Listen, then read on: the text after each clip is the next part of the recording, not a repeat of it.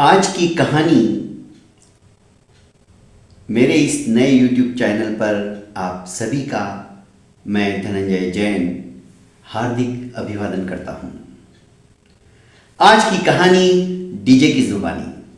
दोस्तों, आज एक ऐसी कहानी मैं आपको सुनाने जा रहा हूं जो शायद आपने पहले कभी नहीं सुनी, और सुनी भी है तो आधी सुनी और आधी अनसुनी। दोस्तों, जैसे कि आपको विदित है, रावण एक मायावी राक्षस था, पर रावण ब्रह्म का अंश था। रावण ऋषि विश्रवा के सुपुत्र थे, और ऋषि विश्रवा उनके जो दादा थे महर्षि पुलस्तव, जो कि ब्रह्मा के पुत्र थे। ऐसे उच्च कोटि के खानदान से रावण की उत्पत्ति हुई थी, और रावण विभिन्न विद्याओं का अधिपति था।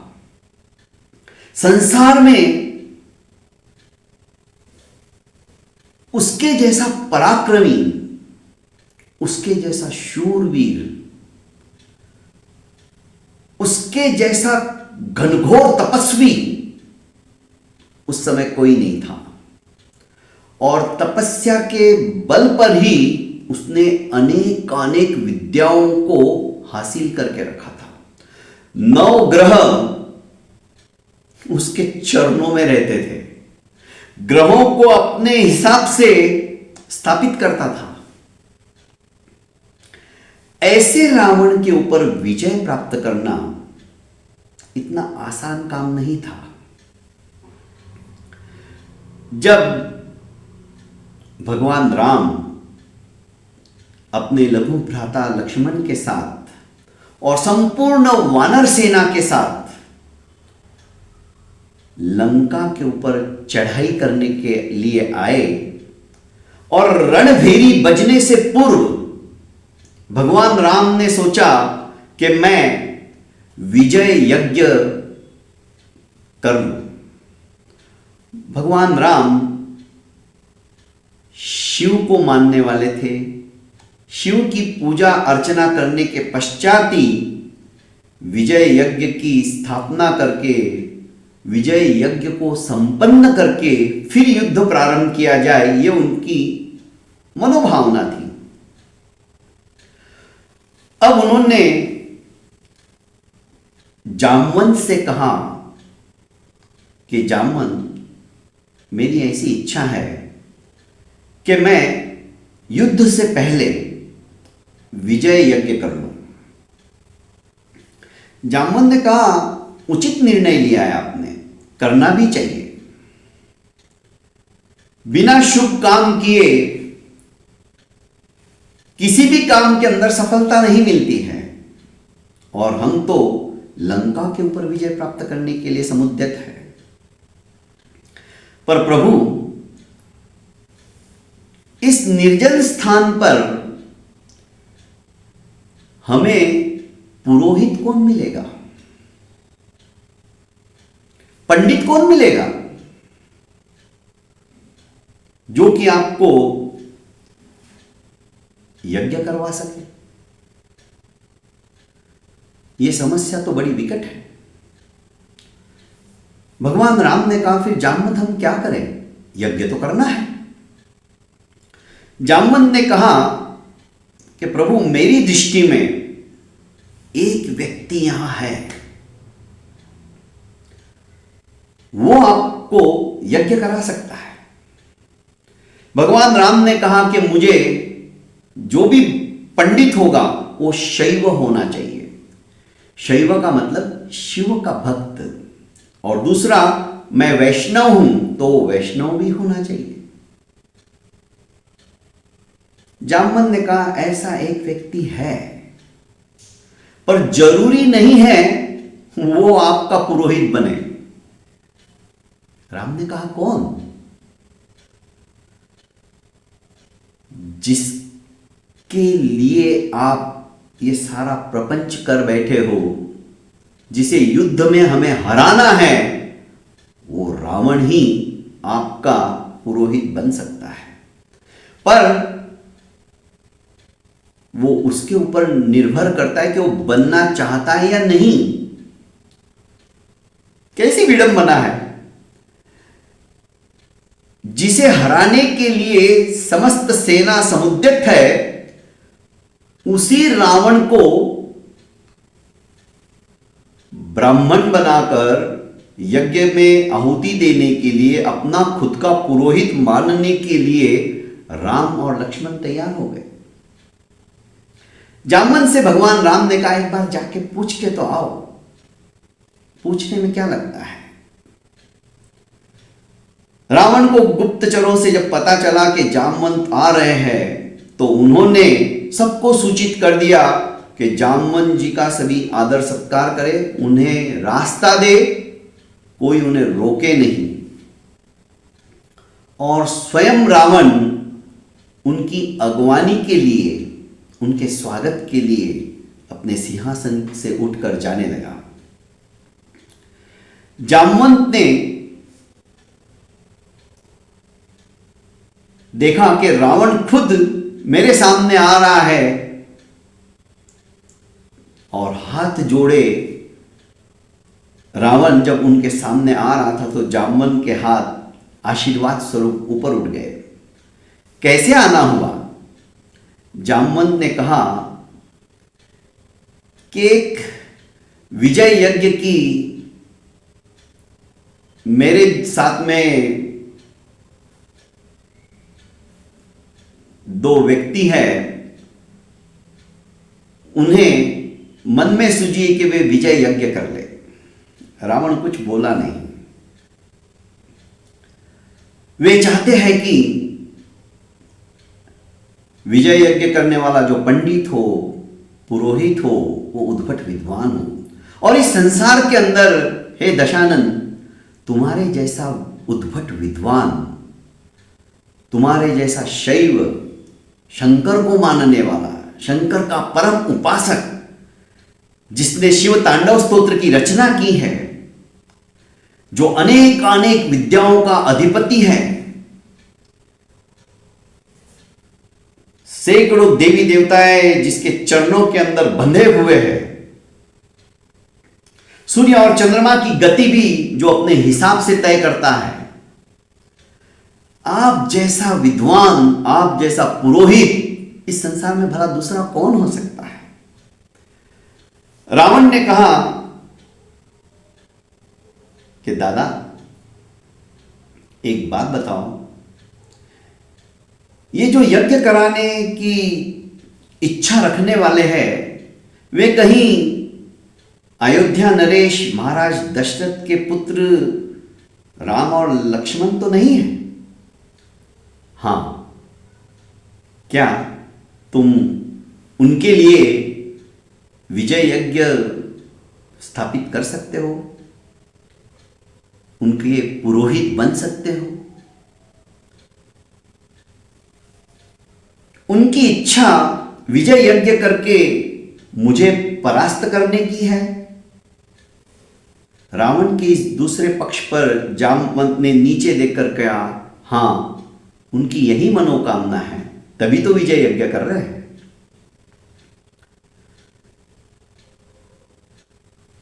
अब रावण यह जानते हुए भी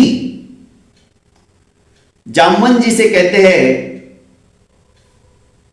मैं यज्ञ करने के लिए तैयार हूं, क्योंकि मेरे दरवाजे के ऊपर कोई आए और वो खाली हाथ चला जाए, उसकी इच्छा मैं अधूरी रख दूं, ये अच्छे पंडित के लक्षण नहीं है। मैं उनकी इच्छा अवश्य में पूर्ण करूंगा। तब जामवंत जी ने कहा कि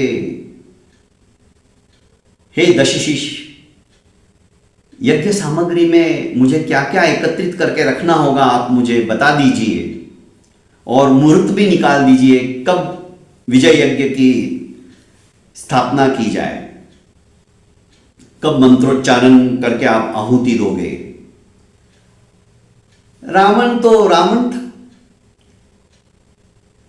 सारे ग्रह उसके पास ही थे। ग्रहों को अपने हाथ से लग्नेश में कौन रहेगा, पंचमेश में कौन रहेगा, सप्तमेश में कौन रहेगा, स्थापित किए और कहा कि ब्रह्म मुहूर्त का समय सवेरे 5 बजे का बहुत अच्छा है, आप तैयारी को लग जाओ। पर आपने मेरे यजमानों को क्या सामग्री लाके इकट्ठी करनी है वो तो बताया ही नहीं। रावण ने कहा कि जामवंत, पंडित का ये पहला उत्तरदायित्व होता है कि यजमान इस जंगल के अंदर, इस वीरान स्थिति के अंदर क्या क्या सामग्री लाएगा, और यज्ञ परिपूर्ण करना ये पंडित की उत्तरदायित्वता होती है, ये पंडित का कर्तव्य होता है। जब मैंने यज्ञ करने के लिए उनका पुरोहित बनना स्वीकार कर लिया है तो ये भी मुझ पर ही छोड़ दो, मैं यहां से समस्त सामग्री लेकर आ जाऊंगा, तुम जंगलों में कहां कहां ढूंढते बैठोगे। जामवंत रवाना हो गए। इधर रावण सोचने लगा कि अब मुझे पुरोहित बनकर जाना है। इंद्रजीत को बुलाया, अपने बेटे इंद्रजीत को आदेश दिया कि अभी के अभी तुम अशोक वाटिका जाओ और सीता से कहो कि रावण आपसे बात करना चाहता है। इंद्रजीत पहुंच गया, सीता से निवेदन किया कि ताजश्री आ रहे हैं आपसे मिलने के लिए, आपसे बात करने के लिए। रावण भी पहुंच जाता है और कहता है कि सीते, तुम्हारा पति विजय यज्ञ करना चाहता है और उसने मुझे अपना पुरोहित बनाना स्वीकार कर लिया है, और मैं जानता हूं विजय यज्ञ के अंदर जब यज्ञ के ऊपर मेरे यजमान बैठेंगे राम, मतलब तुम्हारे पति, तो बिना पत्नी के यज्ञ अधूरा रहेगा। तो कल इंद्रजीत आएगा रथ लेकर और तुम उस रथ पर बैठकर वहां पर पहुंच जाना। और हां, याद रखना, जैसे ही यज्ञ समाप्त हुआ वापस तुम्हें अशोक वाटिका ही आ जाना है, इसी रथ में बैठकर। रावण चल दिया। दूसरे दिन अर्ली मॉर्निंग, ब्रह्म मुहूर्त के पहले ही रावण वहां पर पहुंच जाता है। धोती वगैरह पहनी हुई है, ललाट के ऊपर शिव की भस्म लगाई हुई है, तिलक लगाया हुआ है। राम और लक्ष्मण रावण को, जो कि अपना पुरोहित है, प्रणाम करते हैं और भगवान राम समुद्र की रेती से ही शिवलिंग बनाकर विग्रह रूप में स्थापित करते हैं। इधर यज्ञ कुंड रच दिया जाता है और मंत्रोच्चार के साथ में आहुति की जो सामग्री रहती है वो सब इकट्ठी हो जाती है। भगवान राम से रावण पूछते हैं, तुम विवाहित हो? राम ने कहा, हां। तुम्हारी पत्नी कहाँ है? उसे भी साथ में बैठाओ। राम ने कहा, इस समय मेरी पत्नी मेरे साथ नहीं है। रावण ताली बजाता है, इंद्रजीत का रथ सामने आ जाता है, सीता उतरती है रथ से और राम के बाजू में बैठ जाती है।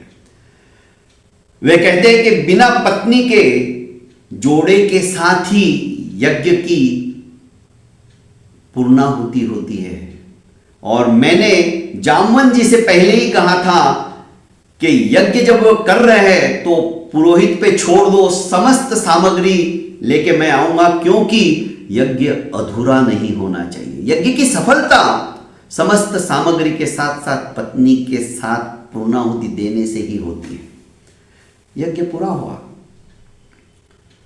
और रावण ने यज्ञ समाप्ति के बाद जो विजय यज्ञ था, आशीर्वाद स्वरूप यही कहा, विजयी भव। कितनी महानता, कितनी उदारता।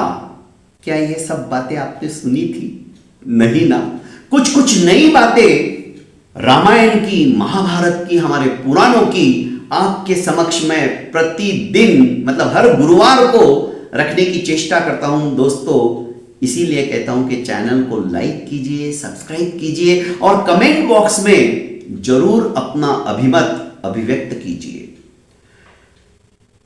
रावण वापस लौट जाता है, युद्ध होता है, युद्ध की सारी बातें आपको विदित है और रावण अंततोगत्वा मारा जाता है। मंदोदरी विलाप करती हुई आती है।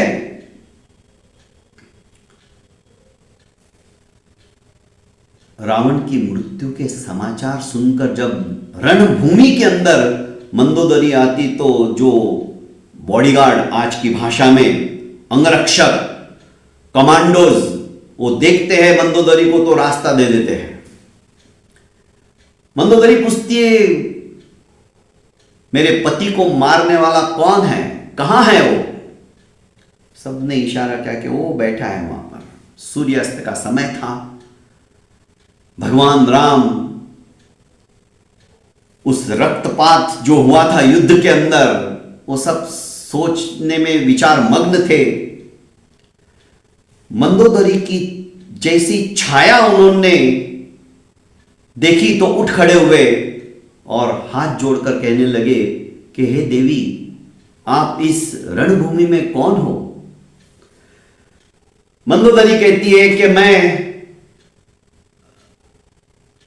रावण की अभागन पत्नी मंदोदरी हूं, मुझे माफ करना। रावण ने अन्याय किया था, अत्याचार किया था, अनीति की थी, उसी वजह से मुझे उसे मारना पड़ा। मंदोदरी कहती कि मैं आपको उपालंब देने के लिए नहीं आई हूं, मैं ये देखने के लिए आई हूं कि जो रावण इतना पराक्रमी, पूरे ब्रह्मांड के अंदर उसे कोई पराजित नहीं कर सकता,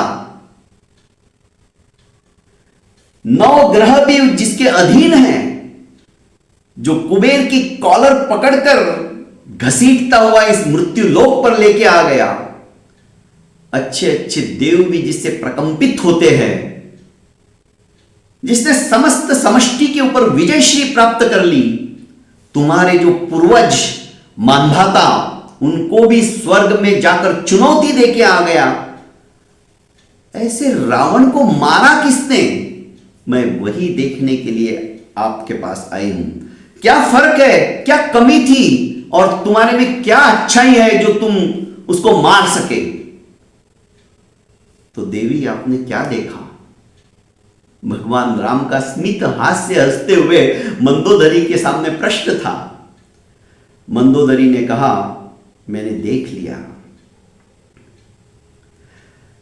रावण और राम के अंदर क्या फर्क है मुझे महसूस हो गया। मेरी जैसी सुंदर पत्नी होते हुए भी एक वल्कलधारी वनवास में रहने वाली स्त्री के प्रति रावण मोहित हो गया और उसी का पति मेरी सिर्फ परछाई देखकर उठ खड़ा हुआ और हाथ जोड़कर उसका ये एक तरह से देखने को जाए तो व्यक्तित्व झलक रहा है। उसका आचरण उसके व्यक्तित्व से परिलक्षित हो रहा है। उसका चारित्र देदीप्यमान दिखाई दे रहा है। यही फर्क है।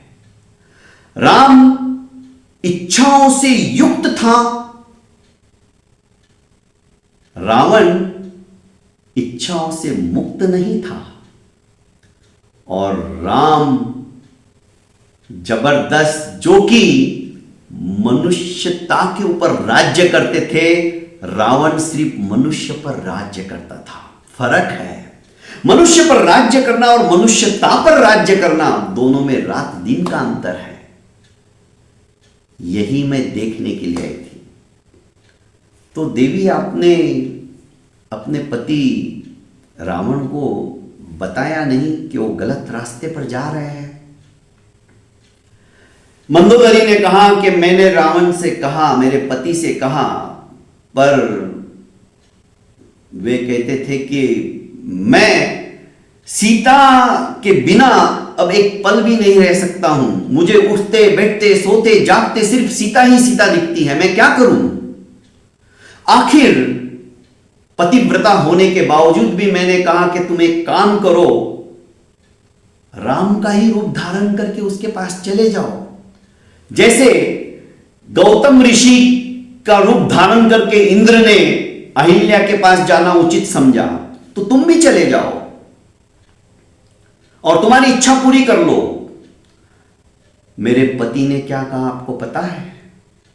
मेरे पति ने कहा कि मंदोदरी तू जो कह रही है ना वो मैं कर चुका हूं, पर मैं आज तुम्हें बताता हूं। जैसे ही मैंने राम का वेश धारण किया, मुझे मंदोदरी, मैं सच कहता हूं कि मंदोदरी तेरे अलावा कोई स्त्री के तरफ मेरा नजरिया ही बदल गया। मुझे सिर्फ तू ही तू दिखाई देने लगी। मैंने वो काम भी कर चुका हूं। तो हे राम, जिसने काम के ऊपर भी विजय श्री प्राप्त कर ली है, यही फर्क था मेरे पति में और आप में। दोस्तों, आज की ये कहानी मेरी आपको कैसी लगी? कमेंट बॉक्स में जरूर आप अपना अभिमत अभिव्यक्त कीजिए। और हां, मिलते हैं फिर अगले गुरुवार को ठीक 9 बजे। तब तक के लिए इजाजत चाहता हूं। प्रणाम।